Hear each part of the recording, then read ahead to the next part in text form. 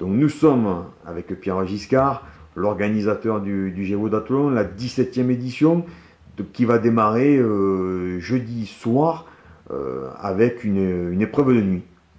Oui, tout à fait, effectivement. Le départ sera lancé sur la place Henri IV à Marvejols jeudi soir où les concurrents partiront pour une COVTT de nuit sur le plateau de la Chambre. Donc le lendemain, première grosse journée, et bon, d'après ce qu'on a compris, vraiment la journée énorme de ce Gévaudan d'Athlon le lendemain, le vendredi, quoi. Oui, tout à fait, effectivement.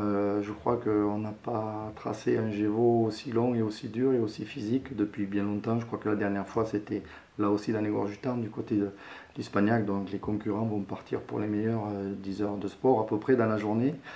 Et pour les moins bons, je pense qu'ils feront au moins 13, 14, voire 15 heures de sport, avec plus de 3000 mètres de dénivelé le premier jour, et partiront donc de Covel au-dessus des vignes pour aller aux vignes, partir sur le Point Sublime, du Point Sublime aller à Saint-Énémy, tout ça à travers des chemins extraordinaires, et je pense que les concurrents vont en prendre, entre guillemets, comme on dit un peu vulgairement, plein les mirettes sur notre magnifique département qui est la Lozère.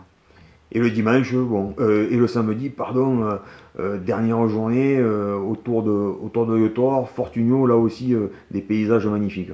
Tout à fait, mais totalement différent, hein. Là aussi, c'est la margeride, c'est des bois, c'est beaucoup de monotraces, parce que là aussi, on a ouvert des chemins qui étaient fermés, un accueil des agriculteurs très très sympa qui nous ont permis justement d'ouvrir des chemins qui étaient fermés depuis bien bien longtemps, enfin ce qu'on appelle nous vulgairement dans le jargon les chemins de facteurs qui passaient d'une vallée à l'autre.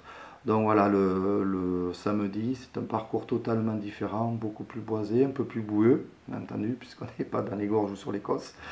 Donc voilà, ça va être différent, mais c'est très bien. Puis là aussi, c'est la diversité de la Lozère qui fait que un terrain de jeu comme on a, il faut l'exploiter. Il faut surtout donner aux gens qui viennent concourir sur nos terres l'envie de revenir pour là aussi développer l'impact touristique de notre département.